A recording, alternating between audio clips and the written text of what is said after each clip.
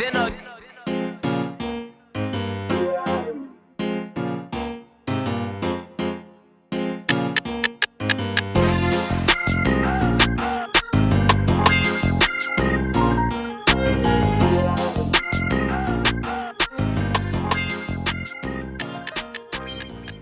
What up, what up, what up? Welcome to another episode of NewOrleans.Basketball, a NewOrleans.Network podcast. As always, I'm your host, Raphael Rattler, joined by my fellow middle brother, Garrick Rattler. What's popping with you, bro? What up, man? Came back from Denver and bought the cold with us, so sorry about that. Really apologize about that. It is freaking cold once again. But I think, it's kind of cool because, again, down here, if you live in New Orleans, really anywhere this summer, but especially in New Orleans this past summer, and it felt like the never-ending crawfish ball. I think if we can find a balance, right? We don't have to be burning, we don't have to be freezing, but we can find somewhere in the balance. Better days are coming, better weather is coming. So just hang in there. Mardi Gras is around the corner. Festival season is rolling. The king cake is rolling. I've had about 2 or 3. Not gonna hold you. And what's your favorite flavor though? What's your favorite flavor? The original? So look, let me tell you something. If you put anything inside of a king cake other than a plastic baby, yeah, that is dastardly activity, and you straight up need to be investigated, because there is nothing. If you invite me somewhere and I bite into some king cake and some filling comes out that's not like bread, there might be some consequences and repercussions, because that's a no-go for me. So give me the original and I'm good. You know what I'm saying? I'm a old school kind of guy when it comes to king cakes. But nah, man, everything's all good on this side. Everything on your end. Everything is blessed on our end. Yeah, they're trying. They don't really know about the king cakes, Dallas too much, but they're trying, with the little Mardi Gras size here and there. I'm not even gonna lie to you. I didn't know other flavors existed until like a couple years ago when Dad was like, "Oh, did you try it?" I was like, "No, I have not." But as a matter of fact, I did not. Thanks. No, but everything is good. Obviously, has some good football matchups this week. The Saints were not a part of it, but there were some good playoff games. This week, you see the shout out Dan Campbell. Where would the Saints be if they had Dan?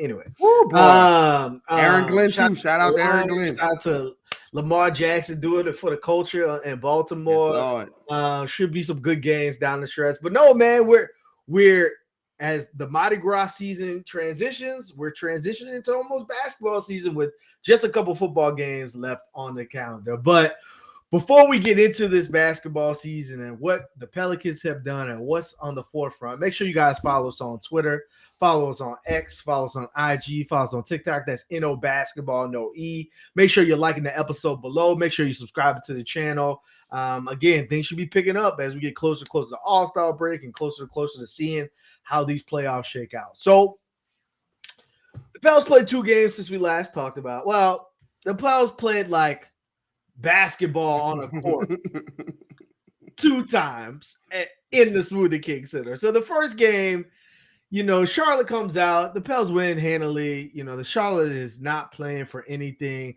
Like sometimes you hear, NBA pundits or you hear people around the league say like, you're always playing for something and like, you're playing for a job if it's not here somewhere else. Man, I watched the Charlotte Hornets. I'm not so sure that's true. Like like he just be like out there taking 2K shots. Like he's not even trying to win half the time. And like they've got some firepower. They've got some guys that can score. But like I feel like sometimes, and I feel bad for Steve Clifford, I feel like sometimes like the players on the court for the Hornets don't know that like the objective is to like score more points than the other team, but you also have to like stop the other team too. And like I'm not sure if anyone's ever explained that to them, because like all throughout the game I was like, okay, like at some point is Charlotte like gonna try, and you never really felt that. Pels came out a little bit sluggish on defense, but like it didn't matter because the Hornets were not trying to stop the Pelicans. So eventually they were going to get their shots in. Brandon Ingram has a triple-double. You see the Hawk the Trey combo off the bench with like 11 combined 3-pointer. Like, it's hard to take anything from that game because just Charlotte is just so bad. But like, was there something you walked away with was like, that's an interesting wrinkle? Maybe you can see more of that in upcoming games.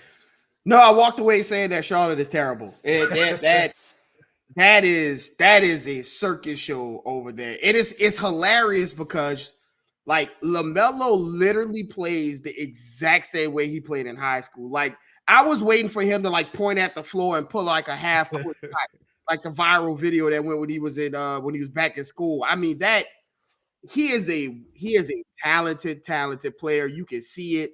You can see what he brings to the game. Right. And there was a possession where he shot like 5 shots in a row, like off offensive rebounds, and people pass him the ball, and like 2 of them were falling out of bounds, one leg, and I'm like, oh, this is awful. But on the Pell side, like it was good to see Brandon Ingram kind of stretch his wings a little bit, and Jordan Hawkins and Trey get the threes going. I mean, they make a franchise record, break the franchise record in threes made.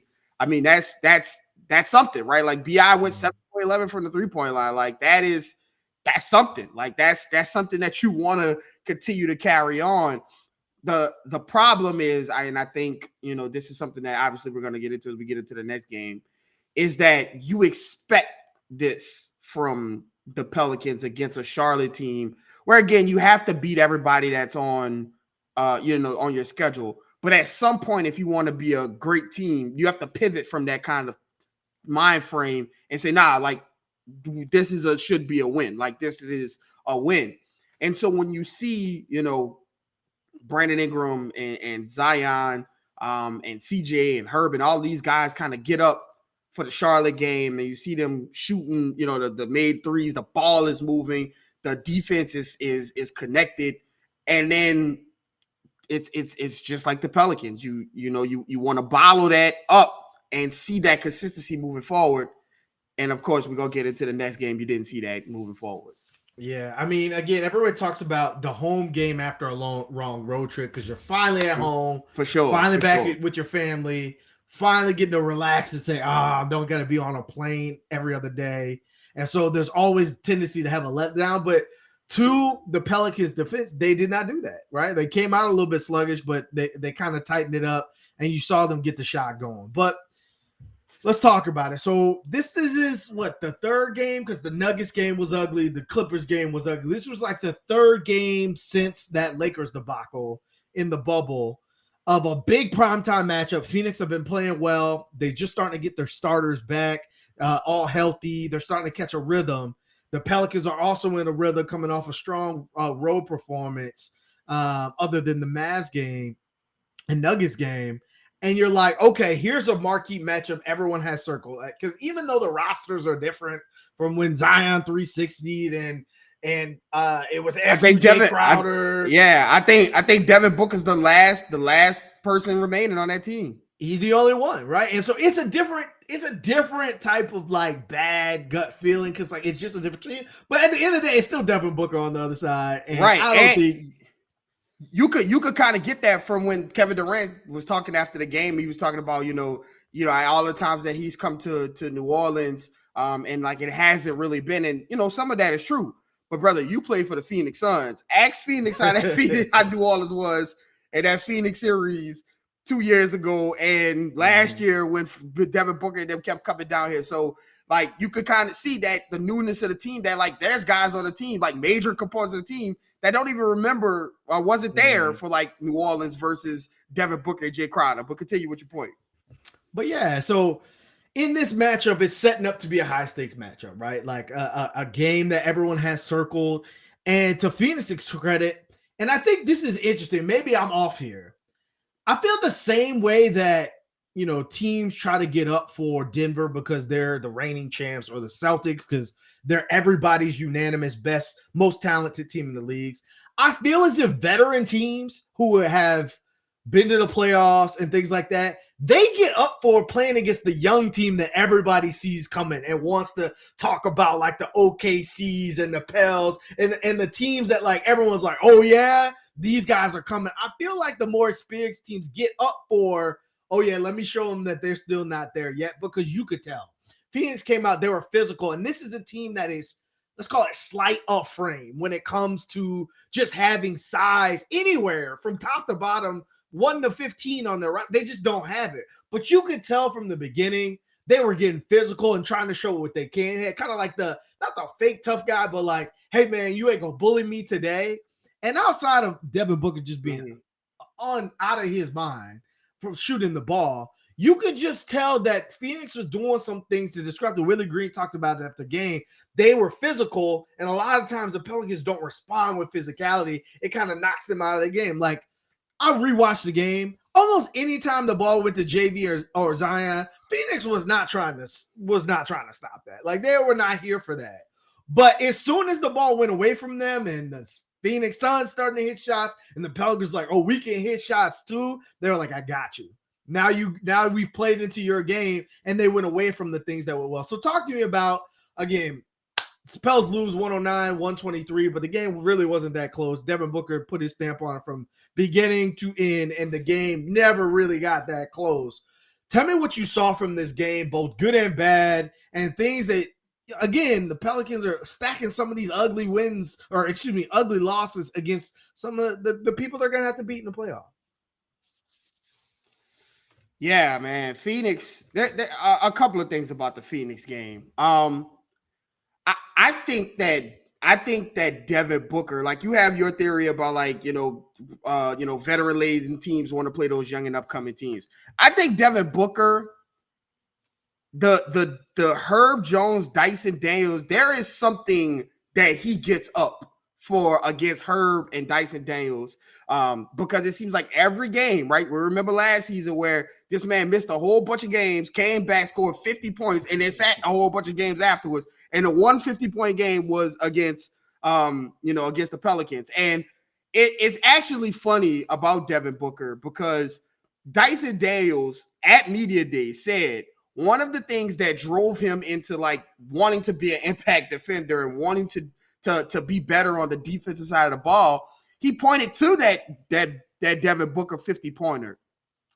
And God bless him, Willie let Dyson Daniels on that island again. And Devin Booker absolutely torched him. He torched him. He torched Herb. It didn't matter. And I think a lot of the Pelicans' ugly, bad habits, what they revert to, all came back from the players to the coaches. One, why are you letting Devin? I understand Kevin Durant and Bradley Beal. They're all out there on the floor. When Devin Booker scored 16 in the first quarter, it's Devin Booker's night.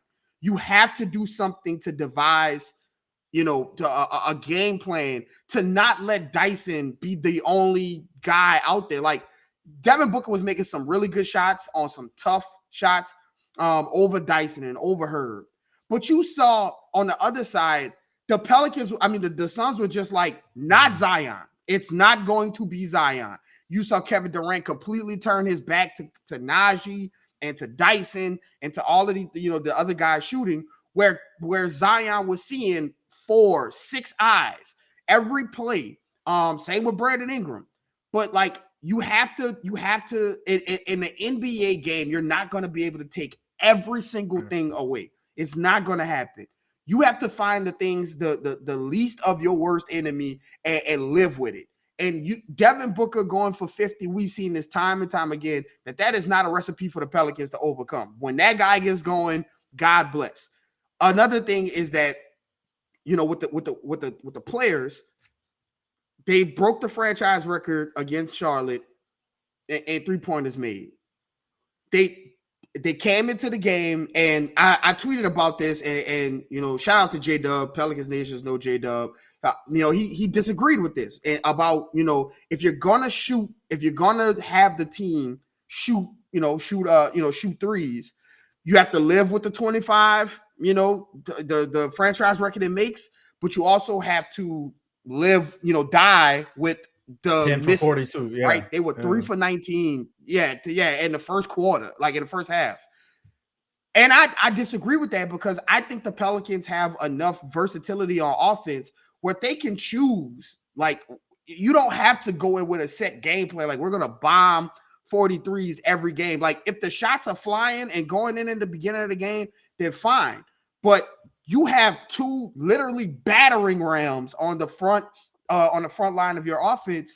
Like, get the ball to Zion, get the ball to JV, let them muck it up. Let JV do some of them ugly up and under pump fakes and fade, like muck it up, because that's where your advantage is. And that will in turn get some of these guys open. Kevin Durant was turned backwards to Najee Marshall and Dyson as they shot 3 after 3. It's not a recipe to just continue to chuck. This team can get hot and can get streaky. And there are some shooters on the team, Jordan Hawkins, Trey Murphy, even though he's in a slump, CJ McCollum, there are shooters. But the best part of this team is paint touches. We talked about the pillars of success for this team. When you get away from them playing against a front line that consists of Nurkic and Kevin Durant and like whoever that other starter was, whoever Grayson out, whoever they had out there, like that's not that's not a recipe. You have to be able to be malleable. You can't just commit to one thing each game. We're going inside this game and not shooting threes. We're shooting nothing but threes and not going inside. That's how you end up with the Suns absolutely punking you in the paint and everywhere else. The last thing, Phoenix is a great example of how the Pelicans should play sometimes like hero ball. And what I mean by that is they found a matchup, and the matchup was whoever's defense it was, Devin Booker almost at the half court line. Set the screen, you're going to switch, and Devin Booker has free roam. They ran it over and over and over and over again. Meanwhile, the Pelicans on the other side, you're playing a Phoenix Suns team with Devin Booker, with Bradley Beal. Kevin Durant has been absolutely phenomenal as defensively this season, but he's still very slight of frame, and Yusuf Nurkic. How is Zion and Brandon Ingram and CJ and these guys offense just looks so hard? Like find the matchup, find any one of those guys I mentioned, get them in pick and roll, do the same thing that the Suns are doing. Set the pick up high, let Brandon Ingram, let Zion, let CJ get full heads of steam and do those things. Devin Booker hit about 7 straight like pull-up mid-range jumpers just from people setting screens at the top of the key and them playing downhill. And so there's just a lot of things that the Suns did well that like you want to see from the Pelicans. Like, man, that's some of the things that the Pelicans should be able to do offensively. So I just think it was a lot of bad habits rearing their ugly head. It's unfortunate that this seems like it keeps happening on Fox 8 and all the local people watching. Like, wait, this the team y'all talking about? This the team that y'all keep telling us we need to watch.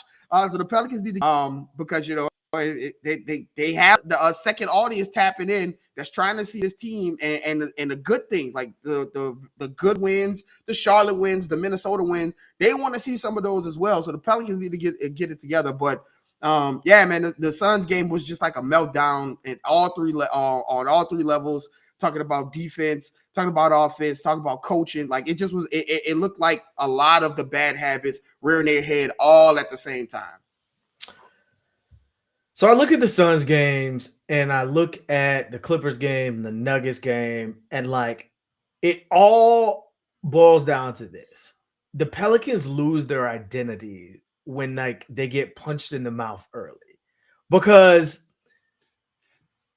I understand Devin Booker has it going, but like it felt easy. Like some of the shots, he would similar to Kyrie in Dallas the game before. Some of the shots, it was just like, there's nothing you can do. There's no defense. That's a Hall of Fame scorer. Yeah. Right. Like some of those were just tough. But like there were other shots where he's just wide open. Or Kevin Durant is just like wide open. And like you go from like the Minnesota game in Minnesota and being like, damn, Brandon Ingram and Zion were locked down in that game. To this game where you're like, were people like talking on defense? Was there any type of connectivity? Like they feel as if like, hey, if the shot's going, we're going to defend. But if the shot's not going, then, you know, we don't have this much effort on that end. And like we talk about for this team, and like I love your analogy of like you live by the 3, you die by the 3. But here's the thing. Like, it's different to miss wide open looks, and some of them were wide open. Trey missed, CJ missed, Hawk missed. Everybody was bricking, right? There's some of those. But then there were other threes that was like, I guess I'm going to take this. Like, when you could have easily put the ball on the ground and attack the basket. Because, again, I rewatched the game. Phoenix was not trying to stop nobody at the basket. Like, anytime CJ was getting to the basket, he was either going to line or scoring. Same with Zion. Same with JV. When Brandon Ingram started to stop settling from the middle, just kept going all the way to the goal, it was the same thing. So, like, after 2 or 3, don't go in from 3. Like, there was a play from Larry Nance that I think the game was out of hand, but he was wide open for a 3. And to Larry Nance's credit, you know, he had made a couple. Now, he bricked one early in the game that was bad, but like he had made a 3 and it was wide open. He said, you know what, I'm not going to take this pass to the BI and win it for 2, right? Like, I'm not saying you'd have to pass up shots and things like that, but there's times in game where it's like, we need to stop this run. We need to get 2 points. We need to get something like that. And like the Pelicans, it was just like, oh, well, we're down. We got to match 3 for 3. And there's just something about it that, to your point, just seemed difficult. Like the 3-point shots weren't being generated off paint touches. It was just walk up, I guess I'll shoot this, and things like that. And I think that's something that can be better because to your point, they don't have to settle. Like, you can continue to look for a great shot when you need to stop a run and things like that. But the biggest thing to me, again, in all these games, you've seen the defensive just connectivity, not even effort, just them not being on the same page, them not adjusting to whatever the other team is bringing. Whereas you've also seen prime examples of them being on it versus the Kings, being on it versus the Wolves, so that, hey, you're not gonna bully us defensively. And like, you've just been missing that in some of these other matchups. The thing that, you know, that stands out to me is that not only do you have to play defense consistently, not only do you have to continue to move the ball and things like that, but you have to make sure that you're not just trying to play the other team's game. Like, what you do best, you don't get away from. Like, there was, like, I've tweeted out, like, JD was out there for the vibes. Like, there was nobody. Nurkic didn't want to defend him. No one wanted to defend him. And, like, he's just out there. So, naturally, like you said, on the other end, when Devin Booker is hunting JV in the middle pick and roll over and over and over again, JV's not giving as much effort on the defensive end and drop coverage because he knows he's not getting the ball on the other end. And so, like, there's just pieces of that need to be ironed out. But my question to you is, how do the Pelicans establish some type of consistency versus the good teams where not all losses are created equal? Some losses, like, all right, they outplayed us, they're better than us. But, like, the way they've been losing some of these key matchups, it's just a little concerning at this point in the season where, like, you would hope you'd have some of those demons behind you. Yeah, it's weird because it's like some of the games they do get up for, right? Like some of the big games, they went into Minnesota and packed Ant and them up. Like that was a huge game. And they went up there and packed him up. Like they were the better. BI and Zion were the best players on the floor. Even with Ant's 30 plus, you felt BI and Zion's impact more. And like you said, Sacramento, Golden State, right? They winning. Like, obviously that team is not what it used to be or what it once was. But that was on ABC. Steph was playing. Like, that was a big game. And the Pelicans, from start to finish, were the better team, with a more physical team and everything. And then they get against some of these other teams like Denver and the Clippers and the Suns game, and even that second Mavs game where Kyrie kind of rose to a level, right? He and Tim Hardaway rose to a level. And that's what it seems like for me. It seems like when the Pelicans come out and they are the aggressive team, they can get to a level that's hard for other teams to get to, right? Brandon Ingram and Zion in Minnesota, that's hard for other players to get to. The way they were shooting in Golden State, that's hard for like an entire team to get to. But there are times where like other teams' best players get to a level, and it just feels like for some reason, whether it's Zion's hasn't just been included And like he even talked about after he misses a few early shots that he gets passive. Or Brandon Ingram, is having his Jekyll and Hyde season or stretch of the season right now, where he goes for a 25-point triple-double against Charlotte, but like the rest of the games is not. You don't see anything like that. So whether it's either or happening, they can't get themselves up to that level. I saw it against Denver, the game Zion played. Against Dallas, the game that Zion played, where like the Mavs were the score was getting away, and like Zion got upset and he got mad and he started getting angry and trying to get up other players to that level, but the team just couldn't get to that level. But he did. And then like you see games like this Suns game where like Devin Booker is clearly on a different level. If Brandon Ingram, for instance, like that this is a team that you have history with as far as your first ever playoff run and your first taste of the playoffs, and Devin Booker is there and he's in New Orleans on a brand new court or live, with the local TV audience watching. And like, how is that not a game that you say, okay, I need to get my level up, to that level, and do some of the things that we know you can do, that we've seen you do on multiple occasions. And so it just seems as though when it's time to like pick themselves up off the mat, that they can't get to a level that they need to get to because the other team has ratcheted up their intensity, their physicality and things. And so I think the Pelicans need to, right?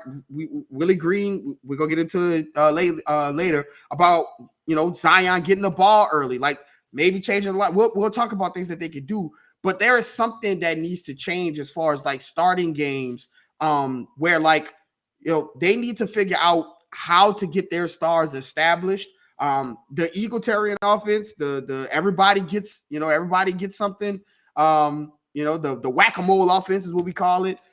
Is great, right? Like it works when the shots are falling. But I've always talked about sometimes it's not how you win or how you lose. Or it's not about if you won or if you lose, it's how you won or how you lost, right? And so if you lose a game because like the Denver game against the 76ers, somebody had to lose that game. Right. But Joel went for 45, hell of a game. Joel went for 45 and 10 and 9 and won the game. But Jokic had 25, 11, and 8. Like he was right there on the level. Dap it up. Hey, y'all got this one. Move on to the next one.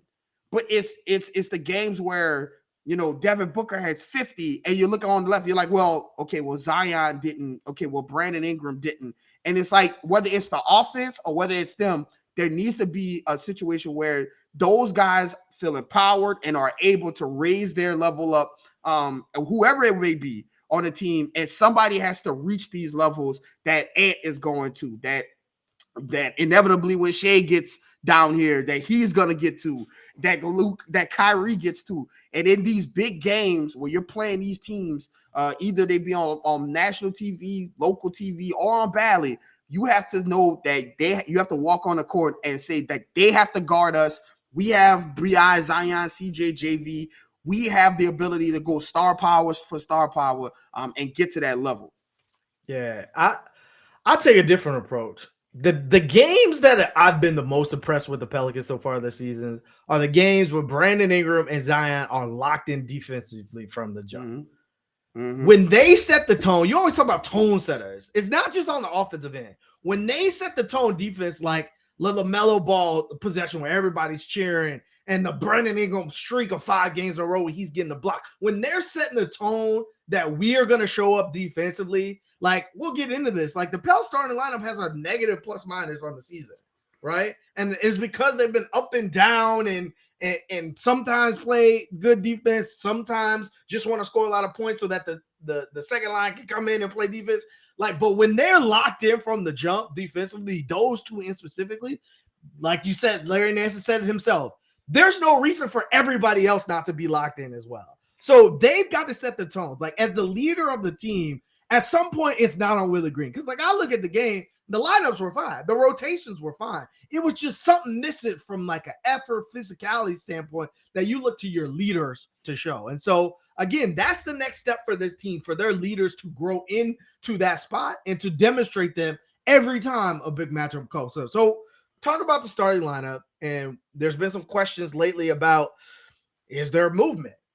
Is Jerry JV possibly, getting moved? I don't think so, but it's JV moving because they lack in defensive prowess with CJ and Zion and BI and JV not being the most defensive focused players. Is there something that should be moved? So the thing I look at first before you get into this question is, finally, you're starting to see almost every single possession for the Pelicans either have Zion on the court or Brandon. Now, it took how many games? We had 40. It took 44 games. But finally, every time there's no more, well, Zion and BI are both on the bench. Why? Right? That should never be the case. So finally, they're here. So here's the next step to figure out what are the rotations that you need to be to play at your very best and give your very, very best chance to win every single night. Do you think that there is a better starting lineup option? And if so, what would that be? This is the $1 million questions, right? This is what everybody is focused on right now, is that starting lineup. And rightfully so, right? The plus minus. And it doesn't pass the eye test, right? Like you see some games they come out and it's great, and some games come out and it's not great, and you don't get any kind of consistency.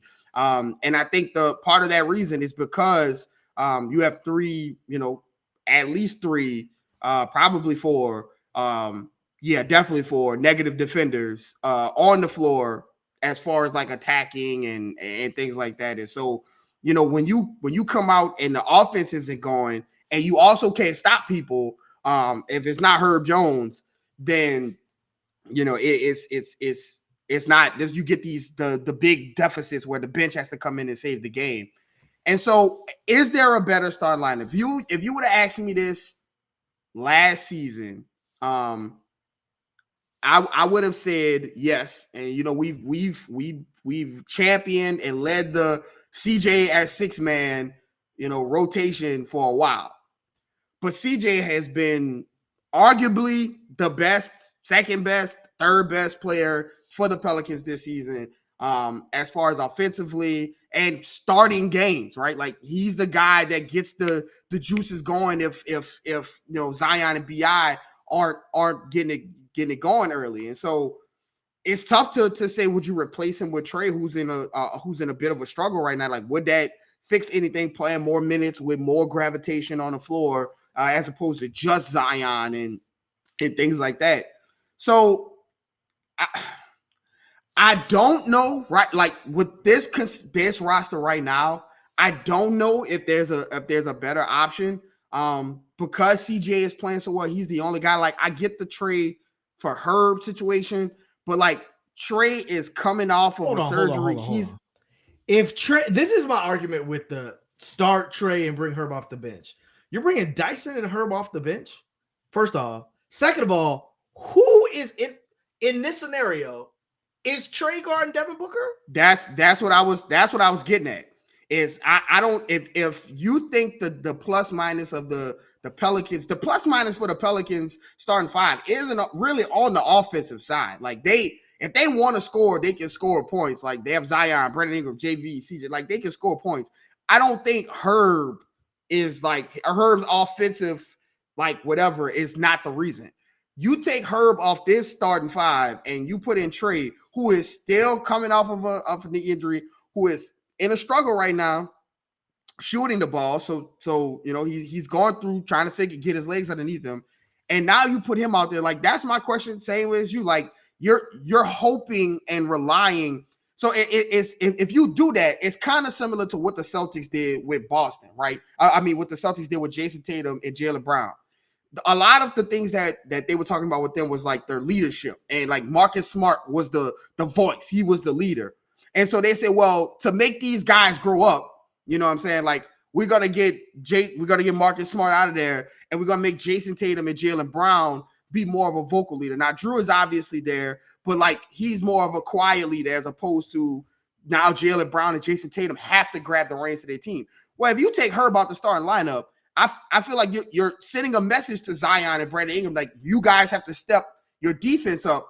My only issue is like how much patience does like the fan base and other people have of Zion and Brandon Ingram like trying to figure out a way to step up defensively while also like in the middle of a playoff chase. Like you got about like, if you want to make a lineup change, I would say you got about 5 to 6 games to play with to like win and lose like up on there because you're playing with rotations before like you're in like the 9th seed quick because of how bundled up this Western Conference is. And so it's tough. Like I don't have an argument either way. Like again, if that's what they decide to do, like Trey is a phenomenal player, and I have been begging for Trey to start. I just thought it would have been CJ and not Herb because I still believe somebody has to play defense. But if the Pelicans make that change, then they have to know that that's going to take a while for those guys to gel once again, right? There's a team who can't seem to find a lot of consistency as far as rotations, minutes, people being available. And so you're going to have those guys kind of figure things out. And as they're figuring things out, if games are passing you by, then you got to be careful of how the standings go. So I don't think that there's a change. There's a roster change, a rotation, starting 5 change right now available with the players on the team. But what about you? Do you think? I look at the options and like Dyson hasn't been scoring enough to take CJ's spot, and I think this floor spacing hurts. Again, I don't see a way and Herb Jones sits on the bench because every night we talk about Luka, we talk about Kyrie, we talk about Shea coming up, we talk about I'm sorry, BI and Zion aren't ready to guard those level of talents, right? And so every single night, yeah, I just don't see it. And then I was like, okay, well, what if you had a more defensive-minded sitter and Larry Nance? It was like, yeah, but like, what happens when like you're playing against like normal centers that are 7 foot tall? Then Larry Nance has to work harder. He already has like a history of being hurt. I don't know how much you want to press your luck right now that he's playing very well, the best he's played in the past like 2 years span. Like, I don't know if you really want to test that right now. So I look at it and I think you're exactly right. I think you just got to go to BI and Zion and say, look, you two have to be better defensively because you have all the tools in the world. Like AD said it on the broadcast. He was like, once you show me what you can do, that's what I expect from you. And like, there's been segments of the season and segment of games when BI and Zion have locked in and have been really sharp defensively. And I think those are the things that change around. You talk about Jason Tatum and Jaylen Brown. They're also not liabilities on the defensive end, right? Like, that's why it gives them that flexibility. The same thing with Paul George and Kawhi. Same thing. Like, they're the two wings that their offenses run through, but they're also not liabilities on the defensive end. So they're pluses on the defensive end, both sets of stars. So I think that's the switch that needs to be made from both sets of stars. We talk about giving Zion the ball more. I think that opens up the floor because, again, you can't – I understand defense is easier when the other team is not coming off a missed shot or is taking the ball out of bounds. But at the same time, the whole point of the equal opportunity offense is so that not one person or two person is giving all of their energy to score 40 points a night. If everyone's scoring 20 to 25 points a night and everyone's playing around 30, 32 minutes, you should have a hell of a lot of more energy to play defense on a night-to-night basis. So from that standpoint, I look at that and I say it's on your two leaders to step up as leaders to bring their team where they need to be. Now, the rotations have changed. Jordan Hawkins has taken Jose's minutes. There seems to be, again, more threes because of that, more availability, more space, and everybody's talking about it from Trey to CJ to Zion to BI. As much as you love Jose, Jordan Hawkins just does something different for the team. Here's my question to you, though. He said he wanted to be first-team all-rookie. I'm looking at Chet.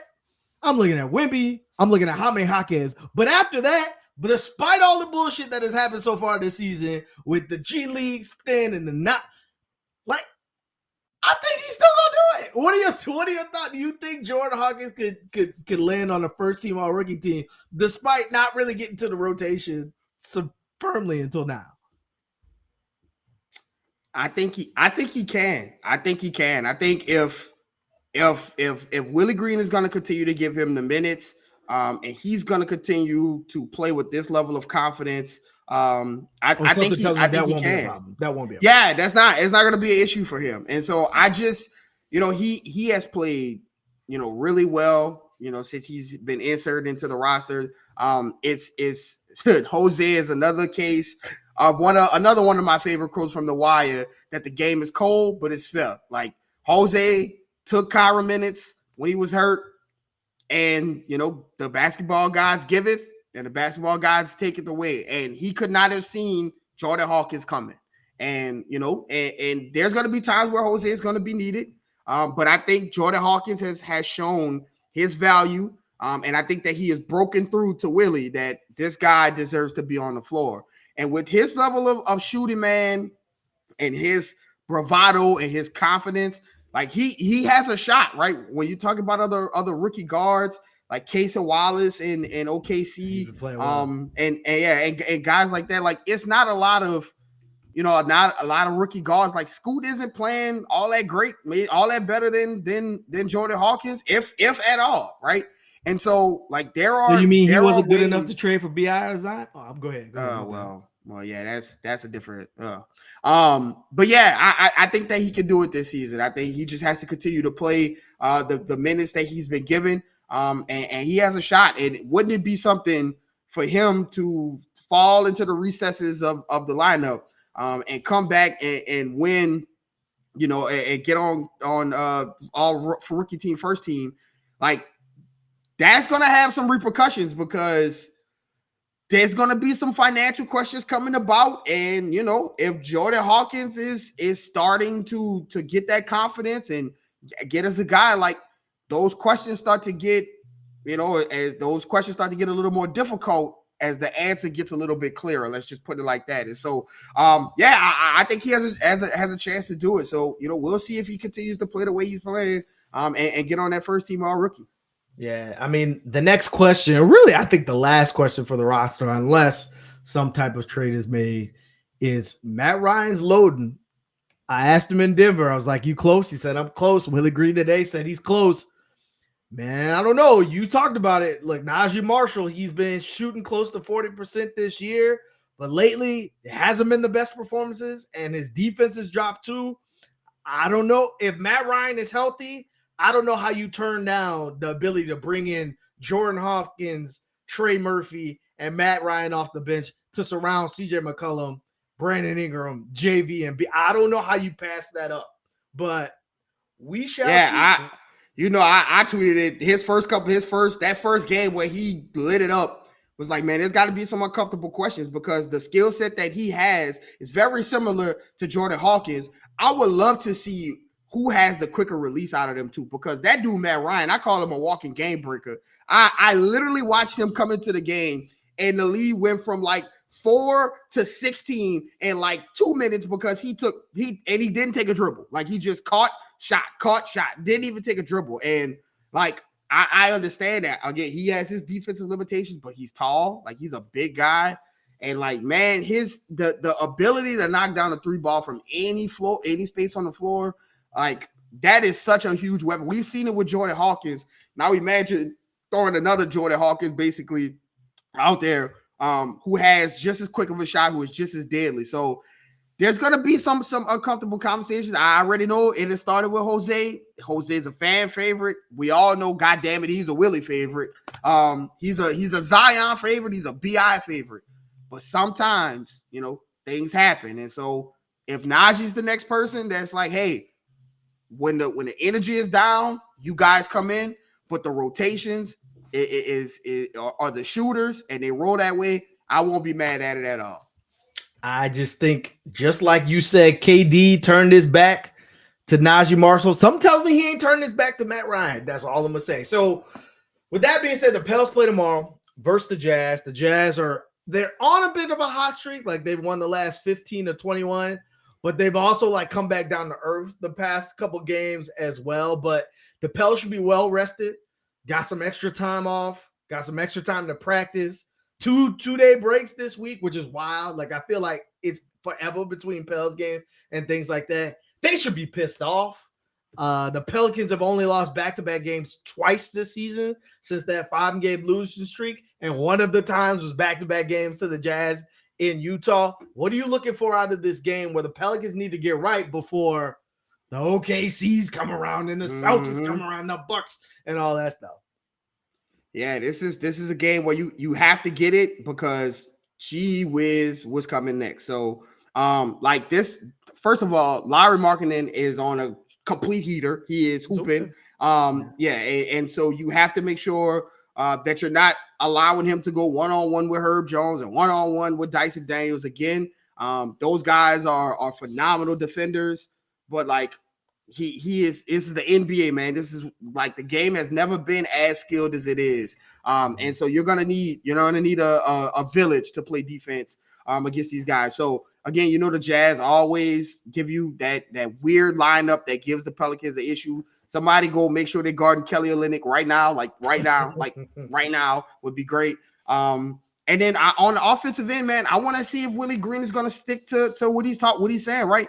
Are you going to give the ball to Zion early? Like, are we going to see point Zion, Stan Van Gundy era where it's just Z at the top and action around and for him to make the plays when they build the wall, like to the shooters?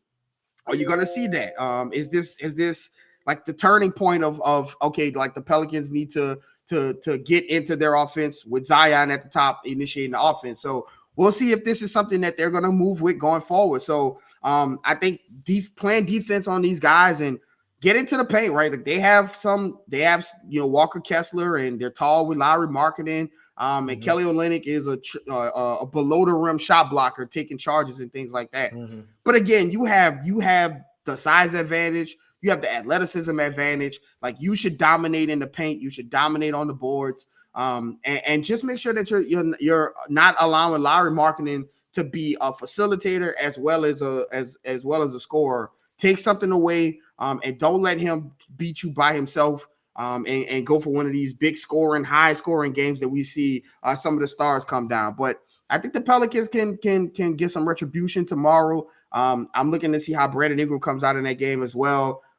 Because again, he had that great night in Charlotte, not so great with Kevin Durant and Booker and Bill, some of his peers who he wants to be associated with. Like this is a Jazz team that if you're not, you could sleep over them if you want to because they don't have some of those huge names, but they're talented. Colin Sexton is hooping, Jordan Clarkson is hooping. You're gonna have to be locked in and you're gonna have to produce in order to beat this team. Right, I agree. I think the biggest key is how connected are you on both. Are you moving the ball on offense and on defense? Are you helping the helper? Are you making sure you're rotated quicker and not late and things like that? When the Pelicans play like that, they're hard to beat. But again, this Jazz team, they will find your weaknesses. They will find ways to expose it. And so if you come out, what is that?